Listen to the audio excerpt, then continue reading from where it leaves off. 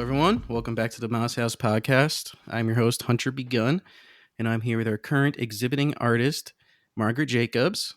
How are you doing today? Good. Thanks for having me, Hunter. Of course, it's awesome that you're able to get on the podcast. First time just having our exhibiting artist on, so it'll be interesting.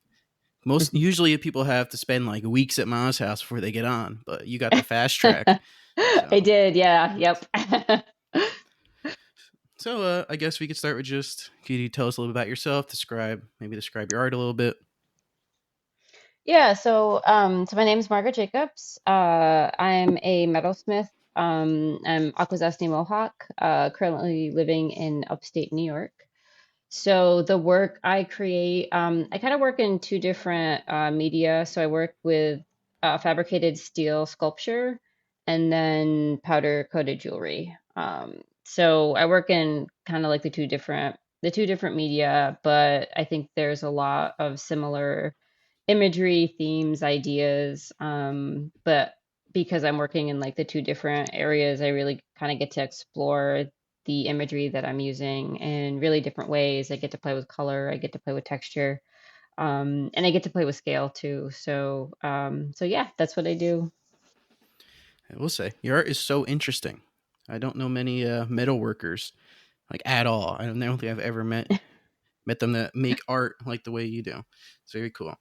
Thank you. Um, and well, I guess we'll jump into one of the secret questions, just the ones I didn't tell you about. Not really Okay. secret, but how does someone get started doing metalworking? Yeah, so I think there's a lot of different ways into it. Um, it's a pretty technical area of working, so you have to have like a certain amount of you have to like build a certain amount of technical knowledge with the media. But mine was mostly I don't like to say self-taught because I don't really think we're ever all self-taught. So I like to say more like independent education because I Mm. had a lot of mentorship. I had like I took classes at the local tech college, Hartford Area Career Technology Center. I took a lot of independent workshops on metalsmithing. So a lot of just like figuring stuff out by myself, trying to take classes when I could take classes, and just trying to learn all of that. Just trying to learn as much as I could about metal and the material and working with it. I did go to school for visual arts, but I didn't start using metal until I graduated. And I really had like this, I had an instructor who gave me this really like short introduction into the material and just it felt like it was what I should be using. Yeah, so then after that, I just started learning, trying to watch videos and take classes and just do as much as I could. So that was for the steel work. And then I think it was probably about 2015. I have a friend who's a metalsmith, small scale metals. So she does a lot of like silver jewelry work. And she thought I would be really interested in the powder coating process, and that it would be an interesting kind of like alternative or side path for the sculpture work that I was doing.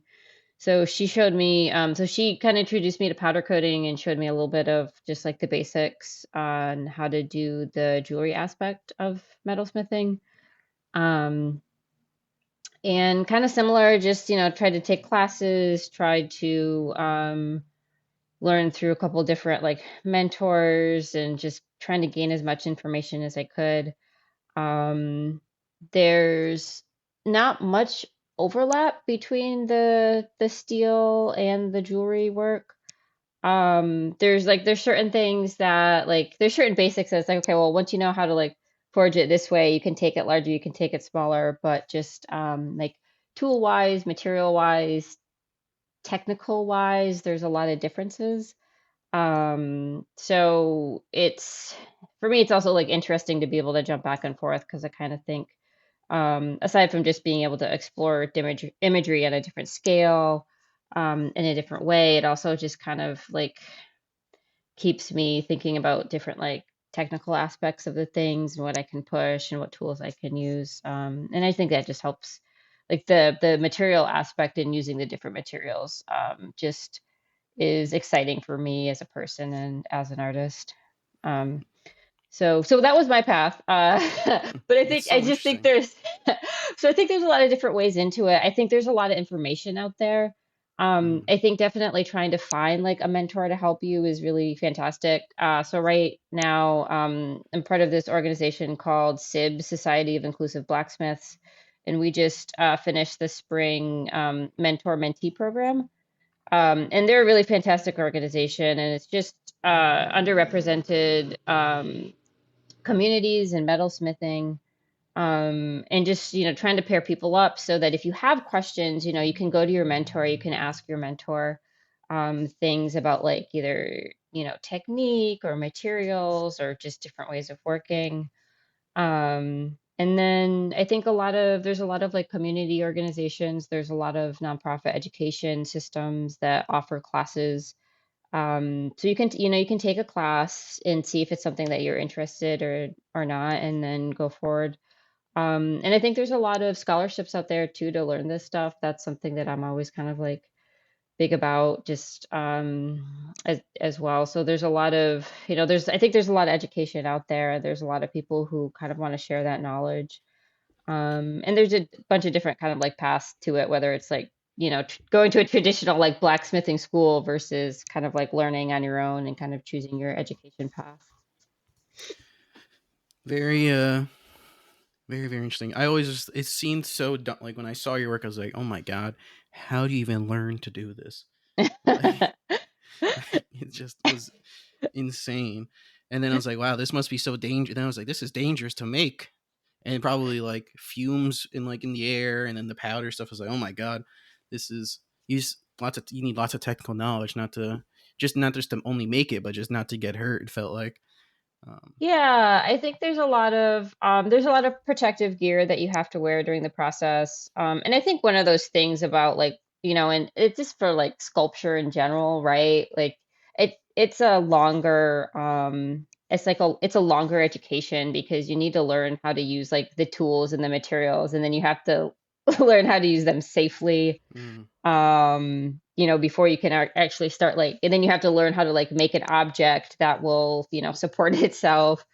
So there's a lot of like technical stuff that you kind of have to get down before you can even really start like getting your idea out there. wow, yeah, that's seems so. I just learned how to use a chainsaw a couple weeks ago, and I watched all these videos and like how to use it safely. And then I went to use. Felt like I was holding a loaded gun, just going to the forest, like not trying to hurt myself. Yeah. I just imagine with every new tool you have to learn, it's just how that feels. But Yeah. I think the biggest thing is just kind of learning how to use fire safely, and then mm, learning like what to do if there's an issue. I will say I do think that I would say I think metalsmiths are acutely aware of that, and so we're generally overly sensitive to safety and just like making sure our working space is set up really well, because you are using these things that could be potentially dangerous if you're using them when you're tired or you don't quite know. So I do think like a lot of us in the field are kind of like overly sensitive to that like safety issue of just like to ourselves, to the environment, to the space that we're working in. well, that's good. At least you guys are all being safe. That's yeah.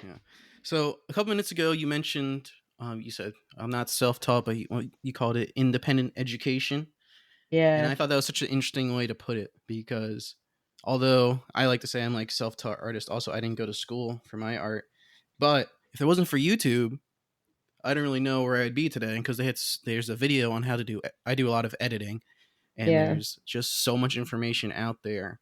Um, I never thought this because I just said, oh yeah, in my artist profile, I'm like self-taught director or whatever, and I guess I should put independently educated now because other people have Yeah, I definitely learned yeah.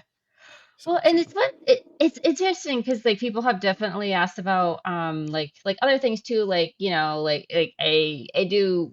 with the jewelry, I do fashion work. So I also do a lot of sewing and things like that, just because you kind of have to do a certain amount of things within the fashion world. And that was one of the things, like, well, I'm not really self-taught because like my mom taught me, right? Like, so I can get to a certain point with like in the book or whatever I'm reading or the YouTube, and then I'm like, well, I don't really know what happened. And then, you Hmm. look for either like you look for mentors or family members or whoever that can help you with information.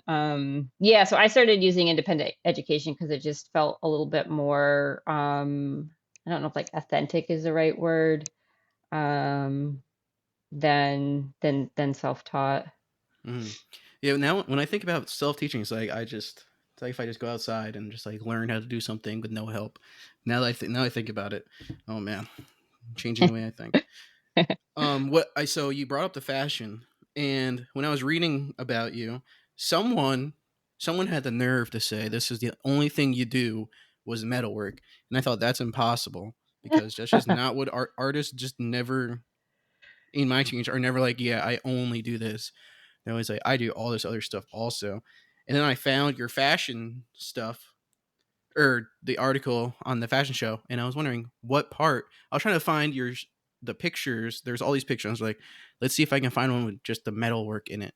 Like if I could pinpoint, if I could recognize your style, and I eventually could not. But so I just had to like read and figure it out. So I want to know um what was your part in that fashion show. Let's hold on a second. It was an article by CBC, and it was titled "Bridging Tradition and Future: Standouts from the Indigenous Fashion Arts Festival 2022." Um, Actually, let me look that up. Uh, Bridging. Yes, What's the title again? it is "Bridging Tradition and the Future: Standouts from the Indigenous Fashion Arts Festival 2022 Runway." Okay. I'm just gonna pull it up so I know. They said you invoked themes of hunting, foraging, and fishing. Oh, okay. Yeah, so that was Indigenous. Okay, here we go. Yeah. So this was Indigenous Fashion Art 2022. So it they started off as Indigenous Fashion Week Toronto. It was before COVID. I'm not sure if it might have been like 2018. I'm not positive. So then I was accepted into their, I think it was supposed to be 2020, but then everything got shut down. So they ended up doing like a digital runway.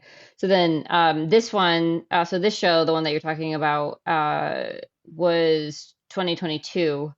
So it was actually able to be there in person, with the models, with everything. In 2020, like we sent everything off, and then they produced these amazing videos. So la last year was more of just like the traditional runway where you're there with the models, putting everything together. What was that Um, like? I've never been to a fashion show. um, it was really, so it was really, one of the funniest things I have to say about that show is, like for me, it was the first one back after COVID, essentially. Hmm. And I just like forgot how to do it. And I think a lot of the artists felt the same way because we were all standing there like, oh, we forgot our business cards, we forgot our stickers, we forgot our hangers. Like, how do you set up the credit card reader? So it's just really funny because everything had been on pause for so long. So you kind of like, when you're doing like show after show after show, you have your rhythm, you have, what you pack, you have like your emergency kit. And then when you've had this like multi-year break from doing that, you really kind of like forget like what your tricks are, what your, how to do anything. But it's just so I was one of the runway designers, but it's a whole festival, which is really fantastic. So Oh, they have a marketplace, with vendors, and it's just so amazing because it's all of these artists who are the ones that when they have their beadwork drops on Instagram, you can't get a pair of earrings because everything goes so quickly. So it Wow. was just so amazing to kind of go to the show and like see all of these people in one place, all of these artists in one place, and you're like, this is, this is crazy because usually you don't have an opportunity to like to buy any of these things, to see any of this in person because it all goes so quickly. Um, and then they also had a lot of different programming around, I think it was a 4-day event as well. So it was just like a really wonderful complete festival of Indigenous fashion, Indigenous art, Indigenous programming. So there's just like a lot of different ways you could participate too. So I participated as a runway designer. And it was just really fantastic. My collection, yeah, spoke about hunting, foraging, fishing. I was looking at vintage photographs that I had of like my great grandmother, my aunties hunting, fishing. And for me, what really struck me was like everybody was in this like workwear, sportswear, but was still so incredibly fashionable. Hmm. So everything was really tailored. There was really interesting patterns. Even though they were, in waders or hunting, so there was still this like really honest fashion aspect to it, which I loved. So yeah, so I sewed all of the clothes. So I would say like my main focus is the jewelry and accessories, but you need to create the clothing that they wear to support that essentially. Hmm. So yeah, so just trying to like create clothing that really speaks to the theme that I'm exploring, but also shows off the jewelry. Was what I was trying to do with that collection. Very cool. I have no fashion sense, honestly, but I'm glad that there are people out there who do. And I think the waiters fashion, I think those are going to come into fashion. Honestly, we have at one point a month ago. My mom's one of the Shinnecock kelp farmers. If you know who they are, possibly not, but they just got a new shipment of waiters for some like summer waiters. I guess they're less Oh, not as hot, cool. Yeah. and we had like 40 of them in the house, all in these boxes, and I was like, and they all look so different. I have my own when I go help them sometimes, and I never would have thought to use them as fashion. That's so interesting. People are so creative. Yeah. Yeah, and it's just really interesting to kind of see this relationship. For me, it's like, and when I'm making my work, I'm always like in workwear as well. So it's something where you're kind of around these like utility clothing all the time. But to still kind of to take that to a fashion level, to have a story, to have a narrative to it, for me is really interesting. It must have been what happened with jeans, Yep. Carhartt, and that stuff. Now that that's taken off. So I would like to kind of ask you a little about. I think I know how you found out about Ma's house and met Jeremy. You guys may have known each other before, but I think it was the outcropping show. And I guess I might have just ruined the entire question. But I was going to ask, how did you find out about Ma's house? I should get invited to um, exhibit your work. So I think okay, so I think it was a combination of the outcropping exhibition, but I think I can't exactly remember the timeline, but I just remember seeing either a post or a story on Jeremy and this idea that he had and converting Ma's house to this residency program, this gallery, this exhibition, this artistic space, and just like the story of his family. So I think I saw an article on that, and I mean I think that's just huge. So especially being an Indigenous artist, seeing an Indigenous person put together this program for BIPOC artists is just so incredibly exciting.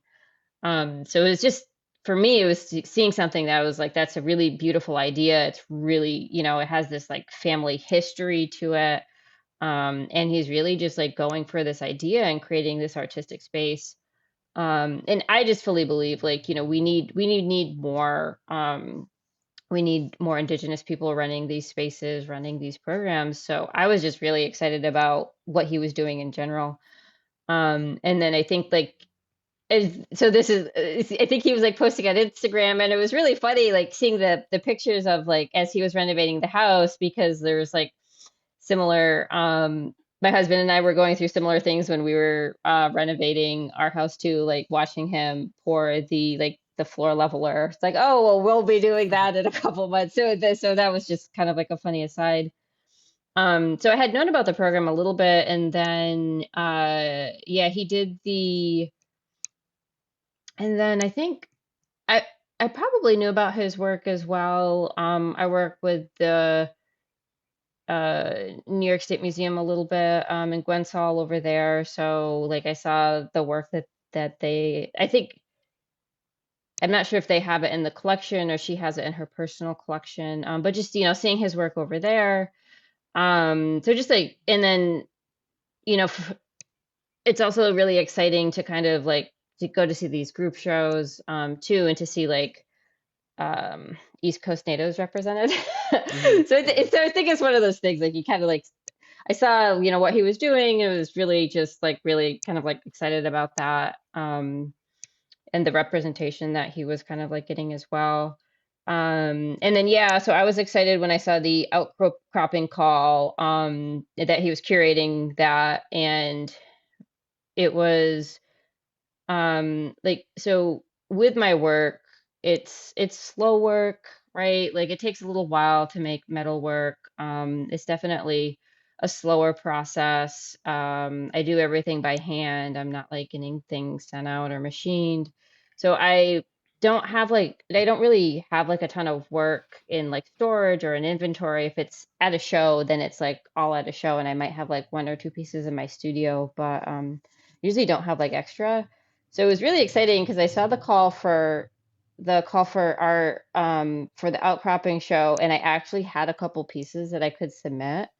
Um, so I was really excited to participate just because Jeremy was curating it. So I just think it's always interesting to try and get your work in front of an Indigenous curator, and then like all Indigenous show. And it was an area that I had never shown in before. So I was just really excited to apply to the exhibition. Um, and then I think they had the open call last year or maybe like a year and a half ago.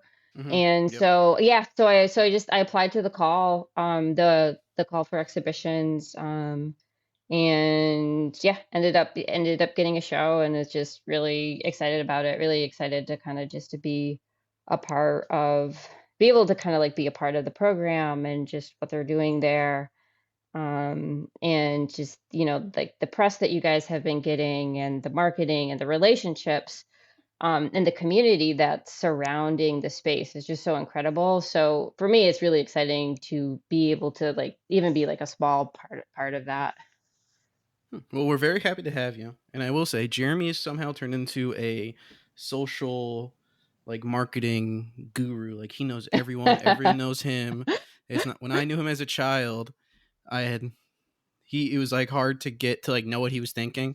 No idea. I always knew he was creative, but I never knew that his social skills would become this good. It's insane.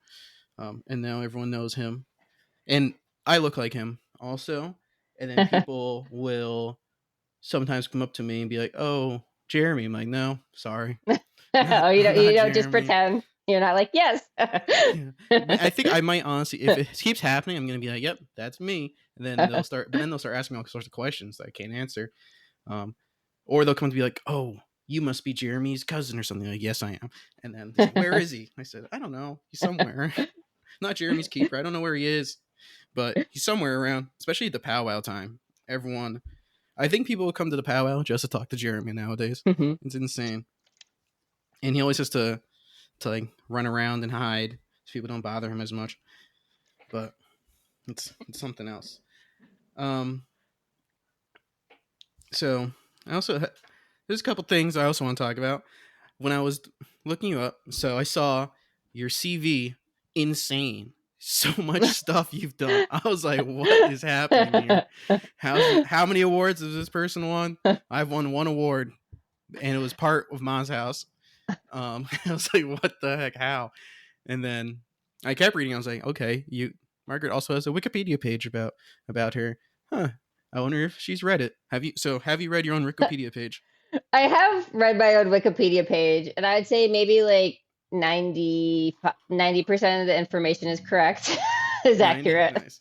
Yeah, I try not to look at. I did because my friend told me, she's like, "Oh, you have a Wikipedia page," and I was like, "What?" So then I read it, and I was like, "Okay, well, this is like pretty accurate." So I try not to look at that stuff. But the last time I looked at it, it was like fairly accurate. How does someone get a wiki page about them? At what point in your career you're like, oh man, now I have a wiki page? I'm not really sure. I think somebody has to make it for you. And then I think, but I don't quite know how that works because I mean, I was surprised. Um, oh, there's the siren. Okay. I think it stopped. Sometimes it'll like go multiple times. So we have a volunteer fire department here and we're like super rural and there's not always cell phone service. So I think Oh, it's really loud so that it like calls the volunteer fire department in. I think I'm not positive, but that kind of makes sense because like when it goes off, like everybody can hear it within the town, outside of the town. It's really loud. So I think that's why it's so loud because it kind of like, if you're in the field on a tractor, you have to be able to hear very interesting. I never thought about that. If you're on the tractor, so it's so it. loud being on there. I bet. Yeah, that could be completely inaccurate, but it I sounds mean, right. yeah, that sounds like that would It be one sounds of the good. reasons why it's so loud. You gotta, everyone's gotta know. What did I just? I just asked you if you read your own Wikipedia page. Did Hmm. we finish? Did we finish that thought? I think we finished that thought. Yes, but I try not to read that stuff. But the last time I looked at it, it was pretty accurate. Okay, that's good. I want my own Wikipedia page. I'm gonna have to pay. I'm gonna have to pay someone to do that. It will say Hunter Begun worked at Mouse House. That's all we know about him. Um, You're because you're not, I think you're not supposed to like, you can't like edit your own Wikipedia page, but I think somebody else can make one for you. I think. I'm not 100% sure, but I think that's how it works. oh man, now I want to know if Jeremy has a Wikipedia page. I can start editing it full of lies. Um, Jeremy, born and raised in somewhere, who knows, in Antarctica, fight polar bears to survive or something. Um, all right, well, so out of all, so this is kind of like a two-part question, kind of. Hmm. Do you have a favorite medium of the two or three that you've been doing right now that we've discussed? I don't think I have a favorite. I think I work in the area that kind of I need at that time, if that makes sense. Mm-hmm. There's harder things and easier things to both ways of making. So like with the steel, there's a lot more PPE. It's hot, it's messy, it's dusty, it's dirty. So you have to be really physically and mentally like on and be able to kind of like handle wearing all of like that safety gear, the noise, the larger equipment.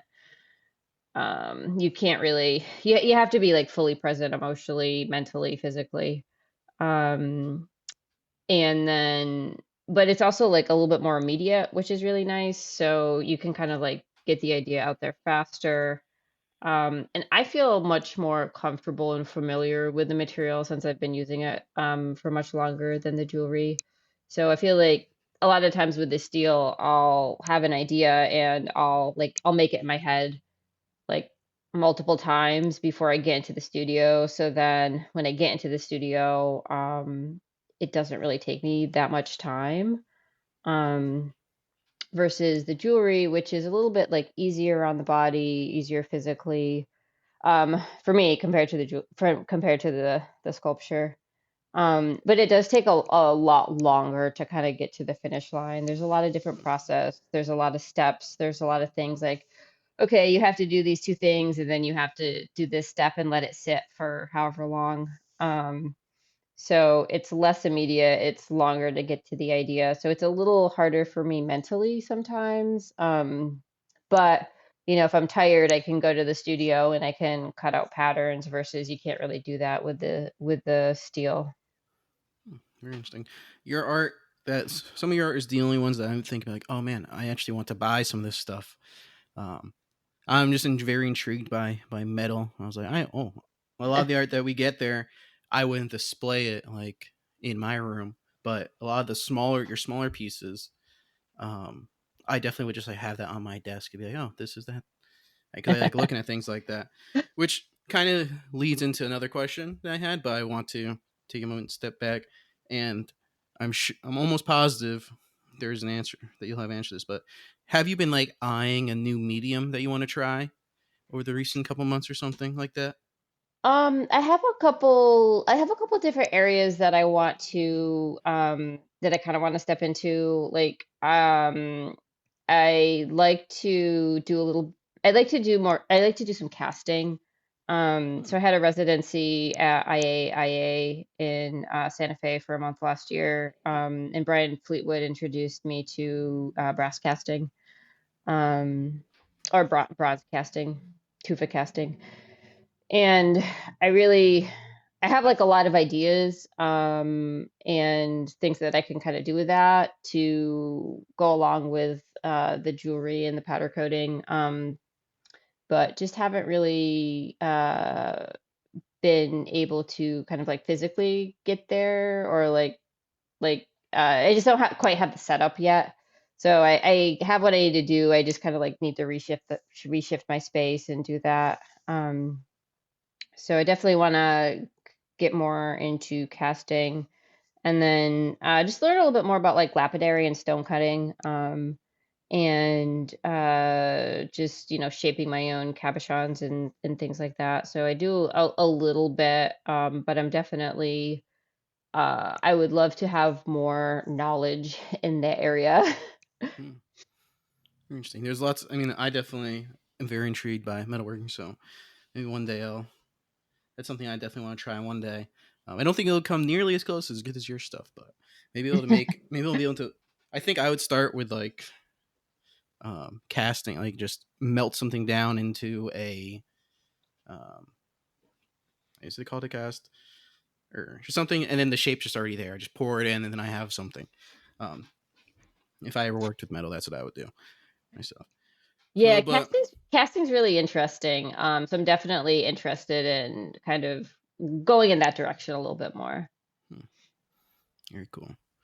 So this is kind of a weird question. I didn't really know how to articulate it when I wrote it down, but so I mentioned a couple minute ago that your art is some stuff that I'd be able to. You have some really big stuff that I'd Hmm. have to hang on the walls or something, find a spot for it, and then you had a lot of smaller things that you can kind of pin. You had pins, all this other cool stuff that I wanted.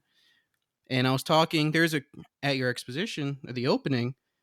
There's usually it's not many people my age at these events, Hmm. but there were some, and I was talking to them for a little bit, and one of them was mentioning to me that they they go to art shows and they appreciate the art when it's there, but they would never imagine buying someone's art because they don't know how to appreciate it in their own home. Like Hmm. how they would hang it somewhere. What is the way to like show that you value it after you buy it and just like hang it up? They couldn't comprehend like, oh well, I want it. So, but as an artist myself, and I think if someone were to buy something of mine, once they get it, it's like you can do whatever you want with it. Um, so my question to you is, how do you imagine like seeing your art in someone's home? Like if someone bought some of your stuff, bought some of your bigger pieces, how do you imagine seeing it? Um, yeah, I think it's funny. It is kind of funny, like I'm gonna call it like art collecting, because I think sometimes it feels doesn't feel as accessible, I guess, as it Mm-hmm. is. Exactly. I think that is Um, something they were feeling. Is yeah. And so it's really interesting because I kind of felt that way as well. And then I worked at a gallery. and actually this, so let me just take a step back because you had asked about like the CV before. Hmm. And so just like I had I think I had like it was like a 7 to 10 year pause in my artistic career where I worked at a nonprofit. So I was really like only doing, I really didn't have time to do my own artwork. So then kind of like when it kind of like went part time, and then when I went to do my full time to be a full time artist, I just like hit the ground running. So just like trying to like apply for everything, apply for like as much as I can, do as much as I can because I feel like I'm kind of like trying to make up a little bit for that time where I wasn't making. So yeah, so I think I try and I definitely try and do the like if I can do it, like make it happen. So sometimes it's kind of tiring and I'm like, did I really do all of that in 1 year? But just like trying to like, trying to make it work if I can. Um, but yeah, so anyways, just I think I had a similar idea, and then I worked at a gallery, and it was actually kind of cool. They gave anyone who worked there, they normally would take a 40% commission on artwork, but if you were a staff, you'd get a 20% discount so that the gallery would only get a 20% commission on the work. So the artist would still get the 60% commission. But as a staff member, you'd get a 20% discount on the work. And they offered payment plans. So I was actually, yeah, so I was actually able to get a couple pieces of work that I never would have been able to have the ability to do that if that wasn't an option. And it's kind of interesting because like the first time you get something, you're like, I really love this piece, and you're like, well, wait a minute, like this could be a part of my life. Hmm. And I think it just, I did that and I was like, oh, it just kind of like changed my way of thinking. It's like it is accessible. Like you can buy a piece of work, you can live with this object that you really enjoy, you like, you really like looking at. And I think like once you kind of take that first like little step or intro to it, it starts to change your way of thinking about it a little bit as well. So I think like with my artwork, I don't really envision it because it's because whenever I've seen people who have bought my stuff and like where they have hung it or how they've hung it, I've looked at them and like I would never have done that. Like I Hmm. never in like a million years would I have done that way. But it's your piece. It looks really awesome and it really fits with like with your house and your life the way that you've presented it. Um, so I think for me, I just really want my work to go to places that feels like home, feels like it's the right place, feels like it's going to go to that right person. And however, they want to place it, they want to hang it, they want to put it, is really up to them because it's their piece and it's their, it's it's their piece. So I don't really kind of envision it. I do make things that I try and make it easy for people to put in their homes, if that makes sense. So Hmm. not more like with the installation. So the work is lighter. It's not as heavy as it looks. It's pretty easy to install. Um, I have options of larger stuff and smaller stuff. So if you are in an older house, and you have something that can't hang with that with like a ton of weight, like the piece would be fine there. So I do try and think of like ease of installation when I'm making the work, because I think I just really want my pieces to kind of go to places where they're going to be appreciated, where they're going to be looked at, where people have can like where the viewer can have a relationship with that. Hmm. um, yeah, I also try to give a couple different options, like with the pieces, the pins that are installed in the Emma's house now, they're all on plexiglass backers. So, you could wear one as a jewelry piece if you wanted to, or you could also just hang it on the wall, or put it in a frame. So there's a couple different ways for you to like live with that object. And I like offering a couple different ways too. to live with an object, to live with a piece. I think you perfectly articulated what I was trying to explain to this person, but I couldn't find the words to tell them that once you get it. But yeah, it's hard to Yeah. think like, if I take this, then no one else can see it but me. But if you really like it, then you just have it, and then you get to enjoy it. Like the most expensive thing I've ever bought that was like I count as art is like there's a comic book I bought that I just really liked. It had this really cool artwork on it, and I was like, well, so now I just have it. I have like a desk, and then the other side's kind of like my workstation. I just have it Mhm. like at my workstation, and sometimes I like look at it. And then I have this pen that I bought. Um, it's like an artsy pen, I guess. It's just a regular pen, but Mhm. it has like this cool design. And my friends were asking like, why would you spend $200 on a pen? I was like, well, I don't know. It looks nice. I really like the way it like has a good use. But even if it didn't, I just really like the way it looked, and I get to like use it in my everyday and just enjoy the art of it in my own home, and I just get to display it and I get to look at it. Um, but yeah, I think I just went off a little tangent there, but I think you Yeah, no, definitely. yeah, and I think as makers, like we put energy, we put spirit into the things that we're making. And I mean, I I want my stuff to go. Like obviously I want it to sell, but I also want it to kind of like go somewhere else, right? Like I made it, I made the object, I made the thing.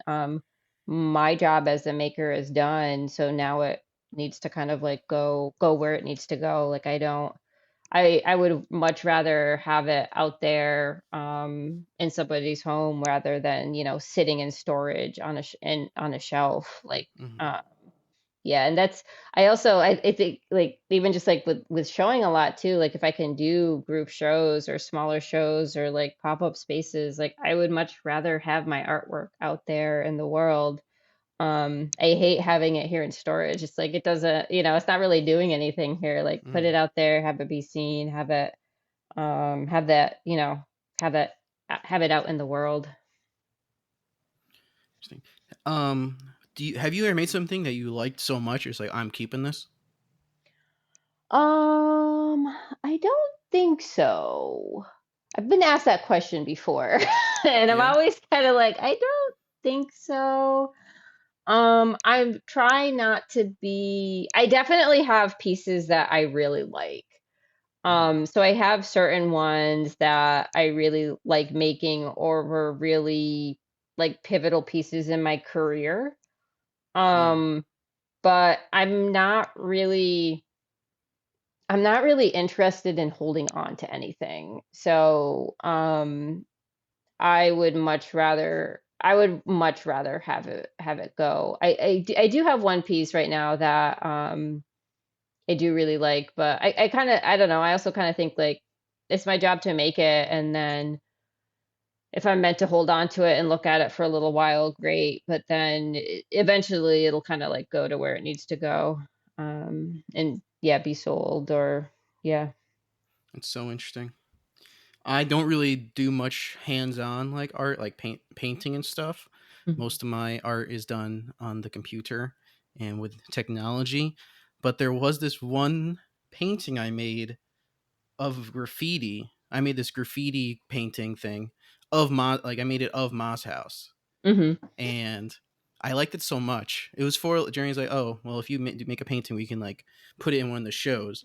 So I did, and then I was like, oh man, everyone was like priced like $200 to $300, and then for like most things, but then there are people who definitely had higher price things, so they had much more skill and whatnot. But I was like, huh, I could put it down for 100. I think someone would buy it for $100, but I was like, I don't want to let it go really, so I put it for 1 Bitcoin. Just I was like, and Jerry's like, why would anyone pay a Bitcoin for this? It's like, I don't know. Don't worry about it. It's what that's the price I set it at, Jeremy. And then no one bought it, of course. Luckily, so now it's just on display in the studio, like the basement studio, where Oh, all the cool. artists like go to work. And so Mhm. every time I do an in person podcast, I always see it, and I'm like, oh hey, look at that cool mouse house painting over there. I wonder who did that. Yeah, that's the only thing I've like been like, oh, I want to keep that. But if someone did want to pay Bitcoin for it, they could have it. Just let me know if anyone's out there wants to pay a Bitcoin for a one of one graffiti painting by Hunter Begun, Moss House director of production. Might never see another one of those again. Um, okay, so oh my god, we're at 46 minutes already. Let's see. I got some more questions for you. A couple more. Um, so I think we've talked about this. We may have mentioned a little bit, or it's just me thinking about all the times I've people have already asked you this question, um, and I've read it. But I guess just to reiterate it here, so people can know if this is their first time hearing you, what are some of your art inspirations slash why do you make art? um, I think it's so interesting because I think it's like, well, why do I make art? And I think at this point it's because I feel like I don't want to say I can't do anything else, because I definitely, you kind of have to you kind of have to choose to be an artist every day. Mm, It's not an easy path. And there's a lot of rejection and there's so much work and there's so much hustle in it. So I think, I think you kind of like have to, I think you have to like choose to do the thing every day and have it be an active present choice. But I feel like this is always what I wanted to be doing, what I should be doing, how I should be making. So I'm trying to just kind of like, and I do think too, like sometimes as an artist, you're just like, oh no, I don't have anything lined up. I don't have any like income coming in, mm, what's going on? And I just try to tell myself, it's like, no, just trust the process. You always have these ups, you always have these lulls. So it's like it's a curve. If it's going down, it's going to go back up eventually. So you kind of just have to trust in that. So whenever I get a little bit, like, oh, maybe I should should I do something else? It's like, well, no, I don't think so. Like, what else would you do? You're supposed to be doing this. I feel like this is really what I should be doing, what I'm supposed to be doing. And I don't really feel like I could kind of step into another role at this point. So I think it's just kind of inherent to who I am. And I did have a little bit of a break. I tried to do other things for a while. Like I said, I ran an exhibition program at a nonprofit, and it just always kind of felt like there was something missing. Um, and yeah, so then, I've been doing this full time, and it feels like where I'm supposed to be, what I'm supposed to be doing. Um, And I definitely like I do other things that I think all kind of relate into my artistic process. So independent curatorial projects, and and I'm also an educator. But I think like I try and bring it all in together, so that it is kind of like it does like feed my artistic process, and what I'm making with whatever that I'm doing.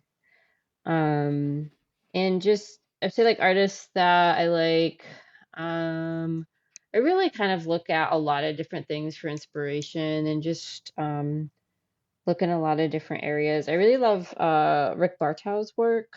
He just has so many incredible sculptures and paintings, and there's so much serious and so much humor in the work, and I just really love that play between you can have these really incredibly funny moments in times of like either grief or seriousness, and it's just kind of like just a part of life, right? It's never ever just like one thing, it's always multiple things. So I really love his work. And then there's a lot of older black and white photographers that I used to look at. Frederick Sommer was one of them.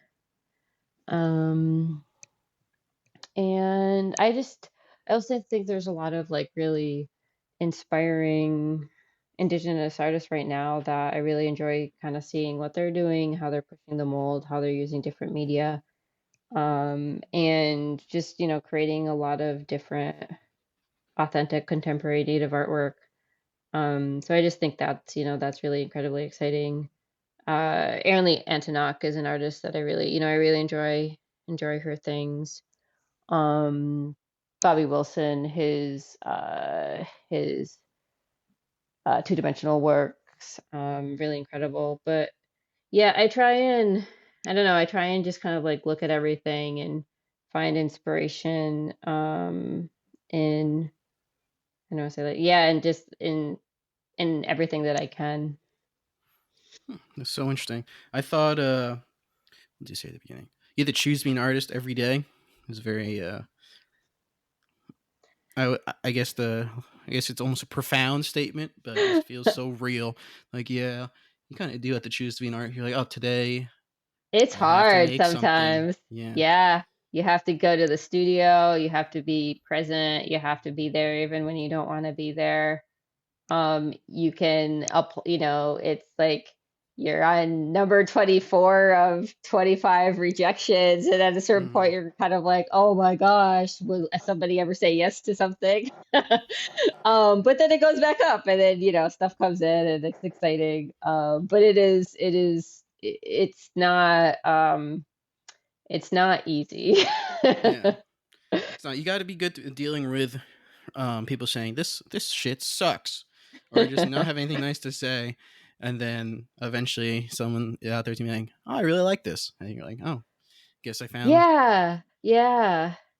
And you kind of find your community and you find the people who help support your work. And then I also think, like, you do the same, right? Like you have to do the same thing. So for me, like I'm trying to open doors for other people, with either the curatorial or the education, or just, with shows or things or opportunities that I can't do. It's like, okay, if you're too busy or if you can't do this, who can you bring in? Who can you open a door for that might not get this opportunity because they're in early career, they're emerging, they might not have a name, they might be in a really remote community where their work isn't getting seen. So I don't know. I kind of think that's a big part of it too.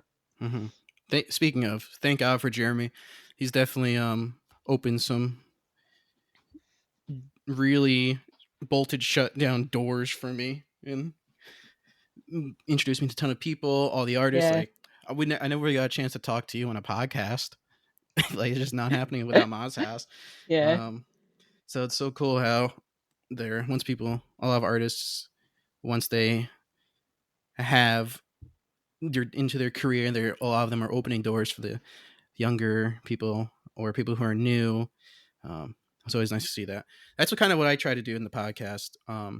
Just give all the artists a chance to people to see who they are beyond the art, which I think is fun because then you get a new Hmm. appreciation of the art and like how they started making it, how they got to this point.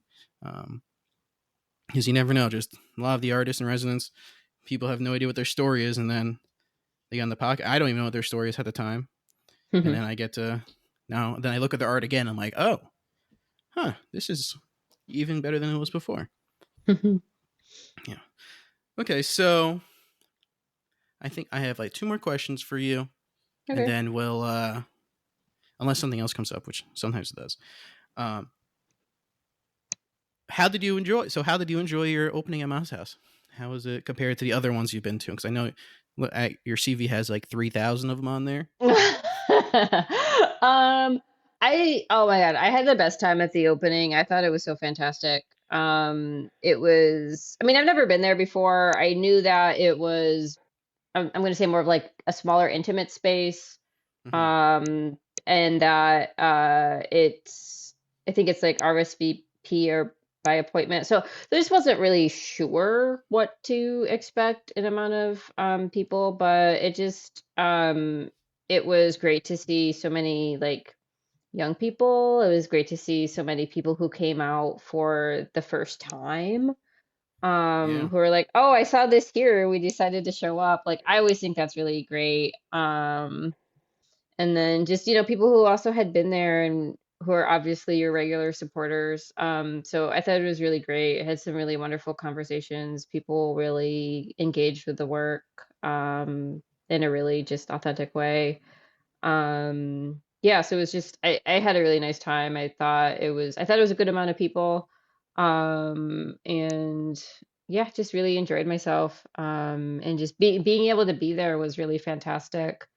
Because I had been wanting to get down there, and it's just it's a bit of a drive, so it's always kind of like, okay, you put it on the calendar and the calendar comes up. You're like, oh, I can't make the event. I'm like, Oh okay, no, God. I'm gonna. It's like, okay, we'll do this. We'll do the artist talk. We'll do the opening, and I will be there. So I think it was really nice to kind of do all those things in one evening to get to see the space and yeah, just be there and engage with people was really fantastic. Yeah. Quick. What part of upstate New York do you live in? So I live in it's, I say Albany, it's not really close to Albany. It's still an hour away from Albany, but I think like that's the, I think that's the nearest thing. So I think we're technically, I'm like an hour northeast of Albany, about. A true upstate New York. Yeah, yeah, yeah. People always say Westchester's upstate New York. They're liars. Yeah. Well, and it's funny because I grew up in northern New York. So it's always funny too. It's like, okay, I used to live in northern New York and now I live in upstate New York. What counts as northern New York? Like Like the border of Canada is northern oh, New York. like Buffalo area. No, Buffalo's western. Oh my God, it actually is kind of. That's interesting that it counts as western. I guess it's like an hour away from the border, kind of, maybe less. Is I went to school in Buffalo. uh oh, okay. I thought it was right there. Because Niagara and that's You know like what? right there. Okay, it's 20 minutes to the border, I think, and then like 40 minutes to Toronto from the border, which is why I counted it Mm, as an hour. That's where everything. yeah. That's the only reason I'd go to Canada. Go up there. Toronto. Yeah, go to Toronto. Maybe see the other side of Niagara Falls, the good side, as they say. Um, oh, so we'll go back to the your experience at the at Ma's house, the exposition, the opening. I thought there was a good amount of people there, and I like. I mean, I enjoy when it's like we have our regulars, and then we have 10 to 20 people that are have been starting to become been there a couple Hmm. times. Some people are new, and I like it like that. One time we had just so many people, and I was so confused. I was like, "How did these people find out about this event?" And it was like our most community oriented, like just Shinnecock people event. It was like Hmm. Shinnecock portraits. It was our last one, and there were so many people. I couldn't believe it. Like all the artists like brought like 10 friends, and I was like, "Oh my God, this is crazy!"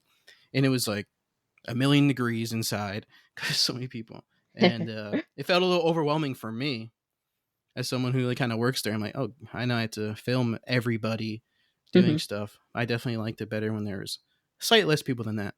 But I think now that it's summertime, everyone's coming down from the city, stay weekends. I think there will be a lot of people seeing your show privately, which is cool. And those people a lot of time Yeah, have money, yeah. so hopefully they start buying stuff. Um, Yeah, I think Brianna and Jeremy both said that you get a lot of appointments. we do. And it's great that the show's up through July 22nd too. So that's what, like a month and a half or so. Yeah, please Um, come down and see the show, everybody. It's till Saturday, July 22nd. It's very cool. I don't know anyone who would not like this type of art. So it's at Ma's house. I think I cut you off from saying something. I don't know what it was, but I don't know. I think it was just it's nice that it's up for so long because people can come see it. yeah, Yeah. that's one nice thing about the exhibits at Ma's house. We just carve out like a couple months for each one, Yeah. just to It's let so them. hard. It's so hard when you have a show that's like a month because if, you can't get to the opening, then it's really hard to get there, honestly. So Mm, I really like the fact that it's up for a little while. So it definitely gives people an opportunity to go see the work. yeah, I think it's just under 2 months, maybe, which is I think that's kind of a sweet spot. Because then we get something, everyone gets to see it, and then it's kind of like towards the end of the summer we have one more summer thing, and then Hmm. new things happen. All right. Well, I think we are nearing the end. So, but before it's over, my last question to you will be: do you have any questions for me? Now that I've asked you an hour's worth of questions. Um, do you is there any programming that's happening this year that you're particularly excited about? Um, let's see. I am very excited to see Jeremy's sister's exhibit, which I believe starts in December. Oh, Because what kind? she, as a lawyer, I don't know how she's going to find the time to make all these paintings. She's going to start a new job. So, and I don't usually ever get to see her art either. She's like keeps it hidden away. So it's exciting because everyone in the family is so creative, Hmm. especially in and Jeremy's mom's side. Everybody just makes a million. So good at everything. Um, Anyone related to the Dennises are always very good with the hands-on art. Kind of skipped me, and I got the technology art, but I think I'll have to start developing that again. But yeah, Yeah, probably my cousin Kelly's exposition. I'm really excited to see that. cool. Yeah, it's great just to see like so I stayed with his parents and it was great just to see like all the artwork in the house and it's like yeah, so it's really cool to see just like a really like creative family and everybody's like doing different things and kind of like creating and making in their own way.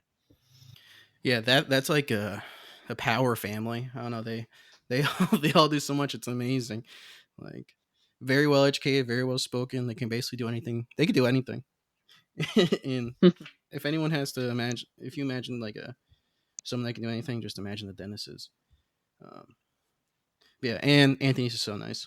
How was your how was your time at the Dennis's house?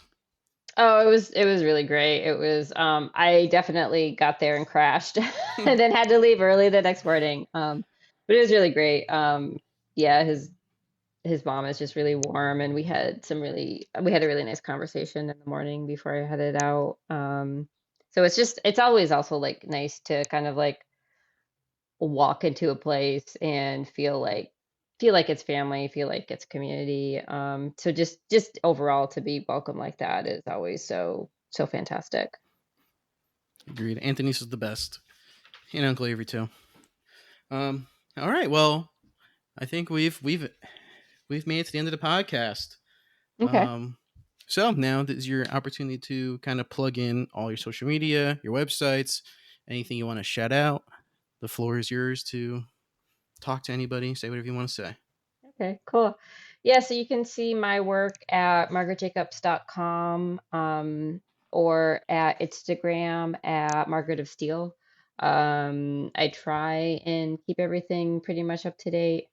I'll be showing at a couple of different places this year. So I will be at the Idle Indian Market at the end of this month, and then I will be at the Akwesasne Market beginning of July, and I will be at Santa Fe Indian Market in August. So if you're interested in seeing my work, buying work, those are a couple different markets that I'm doing. But yeah, just take a look at my website or Instagram. I try and keep things up to date about where I'm going to be, where I'm going to be showing, different things that I'm going to be doing. And just wanted to do another shout out to Society of Inclusive Blacksmiths, SIBS. They're a really great organization. Just trying to bring in a sense of community or just a sense of community to individuals who usually feel underrepresented in the metalworking and blacksmithing field. So it's just been really a really positive experience to be a part of that and see how the organization has grown and everything that they're doing. So check them out. They're really great organization, offer a lot of different programs, offer a lot of different resources. Yeah. So just yeah, those are a couple things that I have going on. But yeah, if you're interested in seeing a full list, check out my website, check out my Instagram. Awesome. Yeah, and if you want to see Margaret's work at Ma's house, it's by appointment until July 22nd. You'll get a private tour. It's very cool stuff. And if you can't make it down, there will be a couple videos and TikToks going up of the opening night, as well as your artist talk, Cool. which has been recorded. And let's see, is there anything else? I don't think so. I think that's everything. Well, thank you everyone for watching their episode or listening to their episode of the Mouse House Podcast. Hope you guys enjoyed. And thank you so much, Margaret, for being on. It's been a pleasure. Yeah, thank you, Hunter. All right. And we'll catch everyone in the next episode.